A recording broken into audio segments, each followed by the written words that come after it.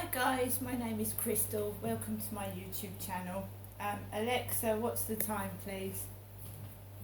The time is 9:20 a.m. Right, so I'm just going to take you through what's been happening so far. I'm not in the best of moods. After that phone call from the doctor's surgery, I'm not in the best of moods at all. I don't feel I'm being properly cared for by the NHS system.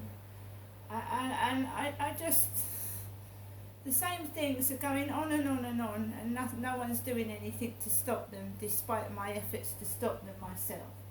So I've just had a call from my mother just before 9:20 this morning, after I had a message from Flirt Finder. So we get, before my mother Jennifer rings, we get a message off of Flirt Finder. Now this sounds a bit suspect to me. So at 8:29 I get a message from Sensitive Jedi. Good morning, kiss kiss.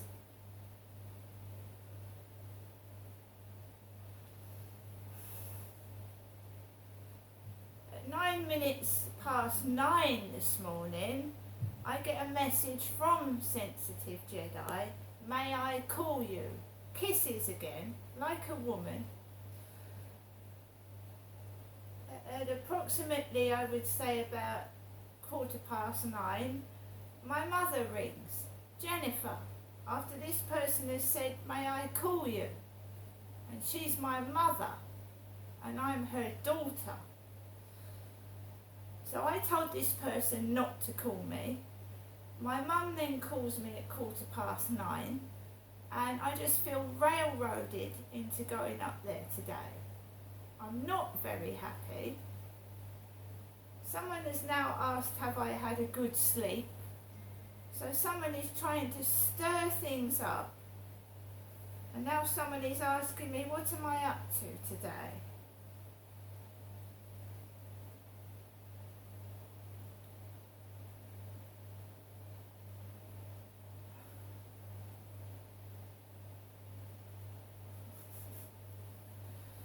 Right, we're going to go back now. So my mum has asked me to go up there for around 12 o'clock this afternoon, like she normally does, and somebody has managed to make me feel shitty. It's my fault, I've let them. There's going to be no arguments. When I feel I'm in a position where I feel I'm being taken the mickey out of, shouted at, I'm going to get up and I'm going to leave, or I'm going to go in the back garden and count to 10. I'm not walking home in this heat from my mother's address to Rochester. I've got enough money to get my own taxi, and I'll show you. If there's any trouble, I've got enough money to get my own taxi home, right? Neither am I going in that co-op this morning. I'm not going in that co-op this morning either, because it stems from there.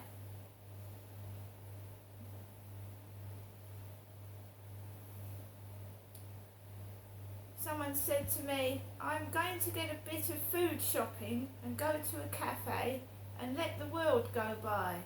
What do you do for a living? Well, I'm on benefits at the moment, so I'm not going food shopping, and I'm not going to a cafe, that's for sure. So we're going on to the insides of men that domestically abuse women, and men that are controlling and overpowering. Now you can take it the other way. The blokes that are being abused by women, they have the same sort of jealous, spiteful nature. These people have low self-esteem.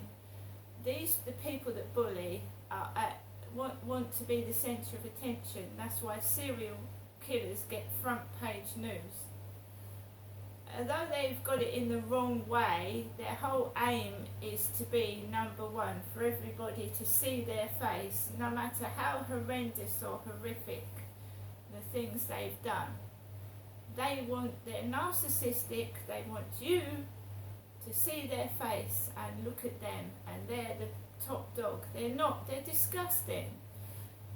Men that abuse women and women that abuse men are disgusting. They're horrible creatures. They just got their self on their mind. They want control. When they lose it, they cry like babies. I mean, when you go through Levi Belfield's history of abusing women, killing and attacking women, the big man, right? When he's caught, he's hiding in the attic naked. Hiding. Now you think a big man would admit to what he's done, stand there and hold his hands up, but no, he hides. Spends all his life intimidating men and women, hitting them, abusing them, and then when it comes to him being caught, he hides like a baby.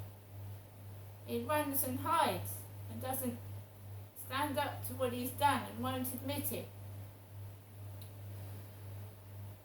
So, I've experienced domestic violence on a number of occasions, and I know how they think and how they work, and some of them obviously get away with it because of their charming personalities, and they're not charming at all. They're pure evil underneath, manipulative, horrible people. Some of them have been spoilt as a child. Mummies spoilt them, and they've grown up into spoilt adults, which has tipped over into the evil. So yeah, I've experienced domestic violence to extremes, and I got out of an abusive relationship, then I got into another one, and I'm perfectly happy by myself now. I'm not being manipulated by men or women. One of they get jealous.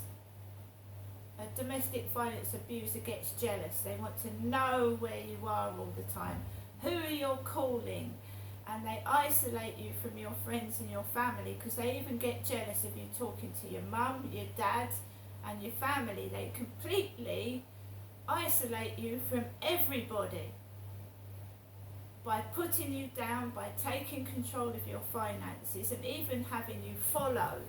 And it's not in the person's head. They do have you followed because they are insecure. And especially if they've been beating you and hitting you, they don't want you to tell anybody. So I used to have phone contact sessions with my daughter and my sons. I was living in Chatham and my children were in Gloucestershire, and I was trying to have phone contact sessions with them. And every time I went to a public phone box to phone my kids, I would get trouble outside the phone box. Now on this occasion, and it was just underneath the Luton Arches Bridge in Chatham, there's a phone box near Pembroke Court, which is now flats. I went there. I went to meet my dad at Tesco's. My dad wasn't at Tesco's, so I rang to speak to my daughter. So I got into the phone box. I just got into the phone box. About 10 seconds later, this big van, like an 8-seater car, appears near the phone box. There's an Asian woman driving it, and she gets her 12-year-old daughter, and her 12-year-old daughter is licking on an ice lolly, and the daughter's going like that near the phone box. And I said, I won't be a minute. The daughter went back to the mother, and the mother, the Indian woman, did that to me. And I thought, my God, an Indian woman, Asian woman, stuck the finger up at me. When I just got through to my daughter in those 10 seconds. They failed to get me out the phone box. So a minute later, just got on the phone to my daughter. A minute later, this man comes up the path and he says, get out the phone box, I want to make a phone call. I said, can you just hang on a minute, please? I'm talking to my daughter and my ex won't let me speak to her again, please. He went, all right then. So I started speaking to my daughter. This, obviously, some drug abuser goes down the path and brings his mate up. So I've been in this phone box about 1 minute 30 seconds. Not spoken to my daughter properly at all, and I'm just going, hello Becky, how are you? This other guy opens the door of the phone box, pulls me out by the scruff of my neck, remember I'm a woman, and punches me in the face, and he cracks 2 of my teeth. My God, there's a queue at the bus stop. A queue, all staring at me, not offering me any help, just staring at me being punched in the face. I ring the police, 999. I don't know where my father is, because I've gone to meet him at Tesco's and he's not been there. And I find that he's gone home without me. While I've been beaten up, he's gone home without me. I call the police failed to turn up, and I'm on the phone to my ex-husband while I'm walking home to Victoria Road where I was living, because the police have failed to turn up. And I've got marks on my face. I managed to get to Victoria Road. My mum answers the door and she tells me my father isn't happy with me and I've been punched in the face. I go downstairs to the kitchen of Victoria Road and my dad says, you've been talking to him again, haven't you? Because the bloke that punched me in the face called me a whore before he punched me in the face. He went, you whore, and punched me in the face twice. And I was talking to my daughter on the phone. I wasn't talking to a man. I wasn't talking to my ex-husband. But I'd had an altercation with my dad previously when he told me not to speak to my ex-husband. And I said, I've got to speak to my ex-husband because I need to speak to my kids. You're cutting me off from my children, I said. And my dad said, don't square off to me, and he'd flung me against the kitchen table. And I'd hurt my back. So I get attacked again for speaking to my daughter. I wasn't speaking to a bloke. Goes downstairs and my dad says, what's happened to you then? I said, I've been punched in the face. He said, well, you deserved it. My dad said I deserved it. I got punched for speaking to my children during a phone contact session. And that is the jealous mind of a manipulative domestic violence abuser, because my dad was a very violent man. He used to punch my mother. But he was trying to have a sexual relationship with me. I was lured away from my kids, taken away from my kids, where I've lived away from them for 12 years now, because my father was trying to have a sexual relationship with me and keep it hush hush. And I risked my life several times trying to talk to my children and get my children back. But these domestic violence abusers, they are disgusting, they are vile, and I hear that Levi Belfield is now getting permission to marry in prison, and he's going to be able to wear a Versace suit, have a wedding ring, when the girls that he murdered Millie Dowler was 13 and left out in the open to rot. And he is manipulating the judicial system. And shouldn't King Charles, the head of this country, be doing something about evil men like this, being allowed to manipulate the prison system? And human rights, what about Millie Dowler? Where's her human rights? She was left out to rot for 6 months. No human dignity. He didn't have any dignity for Millie Dowler, did he? He didn't care. He shouldn't be able to do that. It's disgusting. This country is wrong. Absolutely wrong. Men like that don't change either. They don't change, they just get clever and more manipulative. You see that Levi Belfield is now, like, his face is all over the front of the newspapers for the wrong reasons.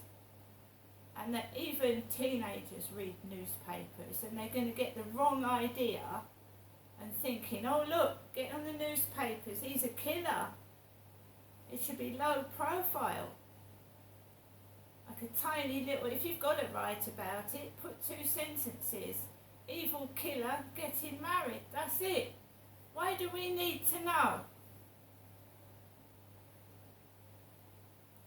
These men ruin women's lives, vice versa.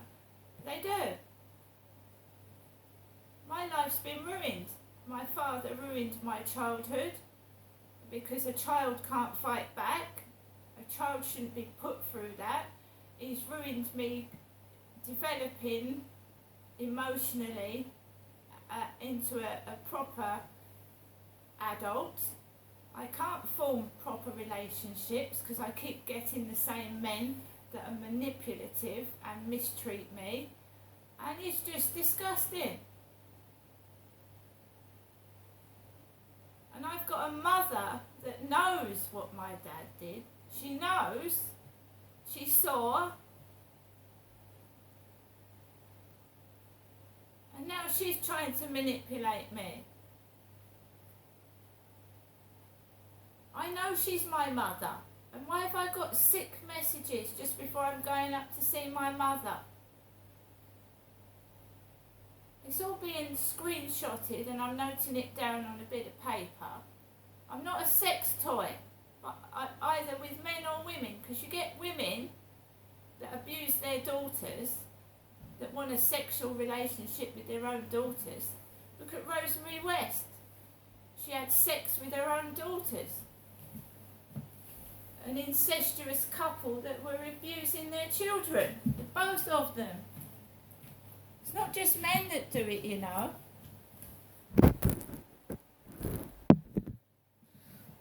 Like I said, I'm not in the mood for it. I haven't seen my youngest son since he was 5 years old, and I'm still being used as a toy. Stop it.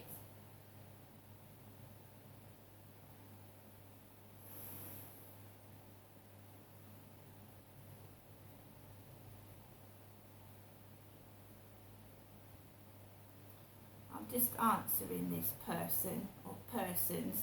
Gang, it might be a fucking sex gang for I know. Like I said, these men need help and to be locked away so they can't do it to women again. On no circumstances should they be let out like Levi Belfield was to go and attack the wife girlfriend again. So often the police come in a domestic violence incident and the abuser charms the police officers. Oh, it wasn't me, it was her. I've had a hard day and she started on me. It's no excuse to hit someone, is it? And the police who come in and say, oh, he's had a hard day. He's had a hard day, that's why he did it. Why didn't you have a bit more consideration? I mean, it's time now that someone actually does something about this. And instead of the King of England sitting on the throne counting his money, he should actively be helping to change the law against these evil manipulators. Instead of going to horse racing events, doing something about the rotten state of the United Kingdom. See you later.